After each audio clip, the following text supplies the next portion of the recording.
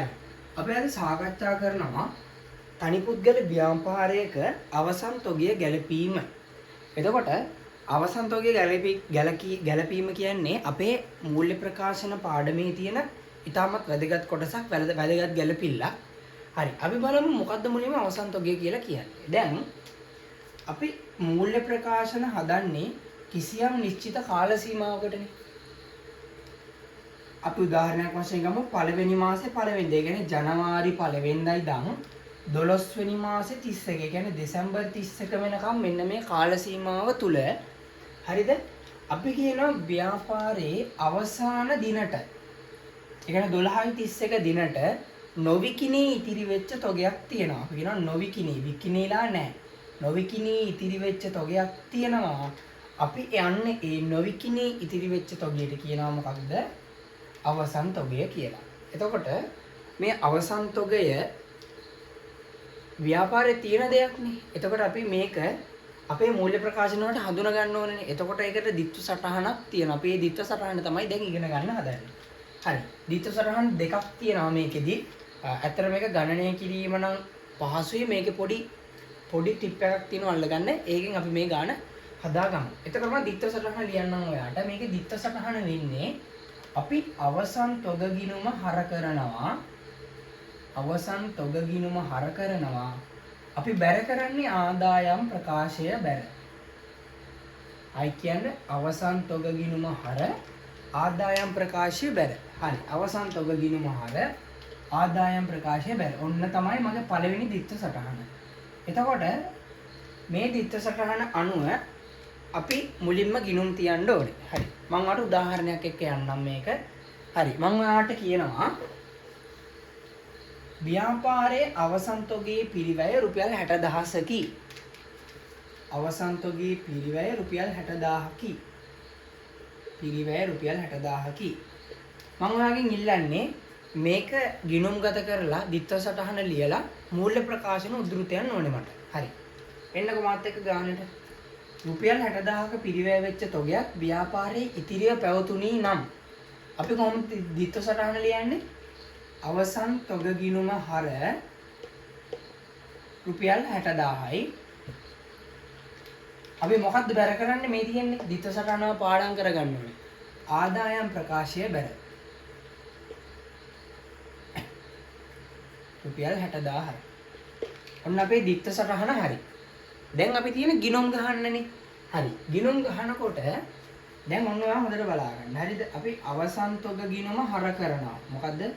අවසන් තොග ගිණුම හර කරනවා රුපියල් 60000ක් ආදායම් ප්‍රකාශය කියලා. දැන් බැර වෙන්නේ මොකේද? ආදායම් ප්‍රකාශයෙන්නේ. ඇයි ආදායම් ප්‍රකාශයට බැර වෙන්නේ? අපි අවසන් තොගය ගන්නවා විකුණුම් පිරිවැය ගණනය කරන්න. විකුණුම් පිරිවැය කියන්නේ අපි විකුණුම් වලින් අඩු කරනවානේ විකුණුම් පිරිවැය. දැන් අපි ආදායම් ප්‍රකාශය හදනකොට අපි විකුණුම් වලින් අඩු කරනවා මොකද්ද? විකුණුම් පිරිවැය. මේ විකුණුම් පිරිවැය අපේ සංරචක කිහිපයක් තියෙනවානේ. විකුණුම් පිරිවැය ගණනය කරනකොට අපි 1 තොගය ඒකට ගැනුම් එකතු කරලා අඩු කරනවානේ අවසන් තොගය. මතකද මේ ආකෘතිය?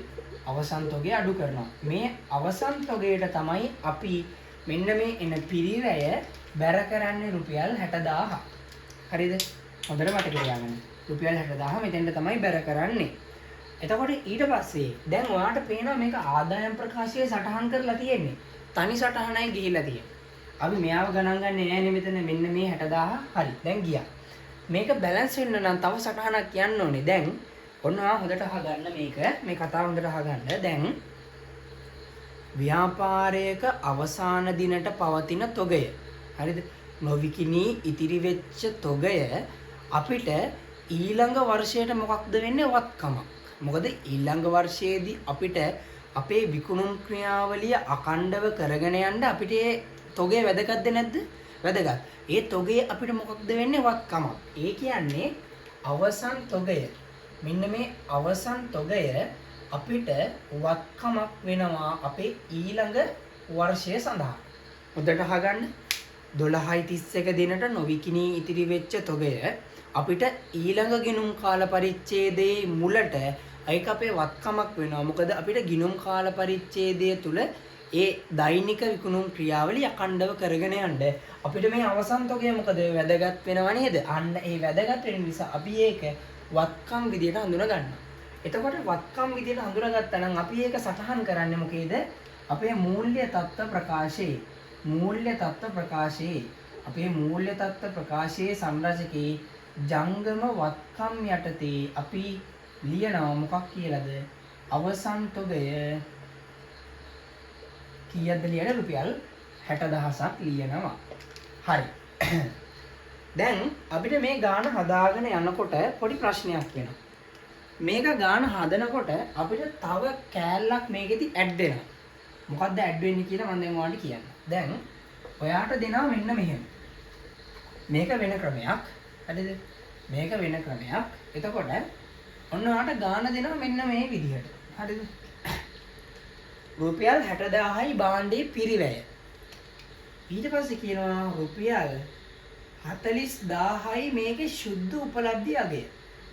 මේකේ සුද්ධ උපලබ්ධි අගය රුපියල් 40000යි කියලා දෙනවා. දැන් පිරිවැය 60000ක වෙච්ච භාණ්ඩයක් මේකේ සුද්ධ උපලබ්ධි අගය රුපියල් 40000යි කියලා දෙනවා. හරිද? මේ මං හදන දෙවෙනි ගානනේ මෙතෙන්දි දැන් ඔයාලට පැහැදිලි කරන්නේ. එතකොට දිත්ත සටහන මේක නෙමෙයි. එතකොට දිත්ත සටහන වෙනස් වෙනවා. අපි මේක දිත්ත සටහන් දෙකක් යටට තමයි ගන්නෙ. දැන් ඔයා හොඳට බලන්න. සුද්ධ උපලබ්ධි අගය කියන්නේ මේක විකුණන්න පුළුවන් ගාන. අනාගතයේදී විකුණන්න පුළුවන් ගාන. පිරිවැය කියන්නේ මේ භාණ්ඩය ගත්ත මිල. සුද්ධ උපලබ්ධි අගය කියන්නේ විකුණන්න පුළුවන් ගාන. එතකොට දිත්ත සටහන වෙනස් වෙනවා. අපි මුලින්ම මේ භාණ්ඩේ පිරිවැය සටහන් කරනවා. හරිද? මුලින්ම මේ භාණ්ඩේ පිරිවැය සටහන් කරනවා. පිරිවැය සටහන් කරන්නේ මෙන්න මේ දිත්ත සටහන අනුවයි. ඒ කියන්නේ අවසන් තොග ගිණුම හර ආදායම් ප්‍රකාශය බැල. ඔන්නෝක තමයි අපි පළවෙනි දිත්ත සටහන පිරිවැය සටහන් කරන.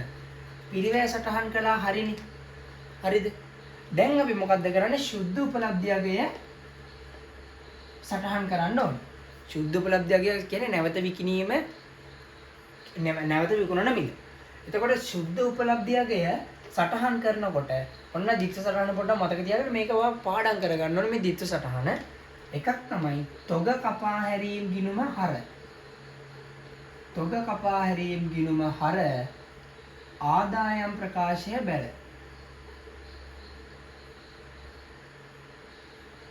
තොග කපා හැරීම් ගිණුම හර ආදායම් ප්‍රකාශය අවසන් තොග ගිණුම. තොග කපා හැරීම් ගිණුම හර අවසන් තොග ගිණුම බැල. හරිද? තොග කපා හැරීම් ගිණුම හර අවසන් තොග ගිණුම බැල. මෙන්න මම ගන්නකො දෙවන දිත්ත සටහන. ඒ කියන්නේ මේ විදිහට ගාන ආවොත් සාමාන්‍යයෙන් එන්නේ මේ විදිහට තමයි අපේ A level විභාගේ ගාන. මොකද සාමාන්‍ය කෙලින්ම පිරිවැය දීලා සටහන් කරන්න එන්නේ නැහැ. මේ විදිහට සුද්ධ උපලබ්ධියක් එක්ක තමයි ගාන එන්නේ. හරි. දැන් මේක අපි සටහන් කරමු. අවසන් තොග ගිණුම හර ආදායම් ප්‍රකාශය බැර පිරිවැයට. පිරිවැය අනිවාර්යෙන් ගන්නෙ මොකේටද? ආදායම් ප්‍රකාශයේ බැරට. හරි. දැන් මේක මම තව විදියක් කියන්නම් ඔයාට. දැන් මේක ලේසියෙන් අඳුන ගන්න පුළුවන්. පිරිවැයයි සුද්ධ උපලබ්ධි අගයේ තියෙනවනේ. පිරිවැය 60000යි සුද්ධ උපලබ්ධි අගය 40000යි. අපි අපේ අවසන් තොග වත්කම් විදිහට ගන්නෙ මේ දෙකෙන් අඩු අගය. ඒ කියන්නේ සුද්ධ උපලබ්ධි අගය තමයි අපේ වත්කම් වෙන්නේ. ඒ කියන්නේ සුද්ධ උපලබ්ධි අගයේ තියෙන 40000 අඩුයිනේ. ආන්ගේ 40000 තමයි අපේ ව්‍යාපාරයේ වත්කම් වෙන්නේ. හරි මේක අපි ගිණුම් වලට දාලා බලමු. එතකොට ඔයාලට තේරෙනවා. දැන් අවසන් තොග ගිණුම හර ආදායම් ප්‍රකාශය බැර පිරිවැයට. හරි. ඔන්න මම අවසන් තොග ගිණුම හර කරනවා. කීයද? රුපියල් 60000යිනේ. පිරිවැයනේ සටහන් කරන්නේ. ආදායම් ප්‍රකාශය බැර කරනවා. එතකොට ආදායම් ප්‍රකාශයක් මම ගහනවා මේ විදිහට. ආදායම් ප්‍රකාශයේ මම විකුණුම් පිරිවැය ඒ ටික දාන්නේ නැහැ. මම කෙලින්ම අඩු කරා අවසන් තොගය කියලා දානවා. අවසන් තොගය 60000යි. මෙතනින් එන්නේ අඩු කළා විකුණුම් පිරිවැය.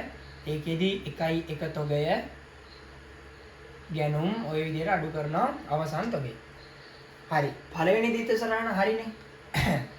දෙවෙනි දිත්ත සටහන කියන්නේ සුද්ධ උපලබ්ධි අගය තොග කපා හැරීම් ගිණුම හර අවසන් තොග ගිණුම හර. මේ බැර තොග කපා හැරීම් කියලා ගිණුමක් එනවා. හරිද? තොග කපා හැරීම් කියලා ගිණුමක් එනවා.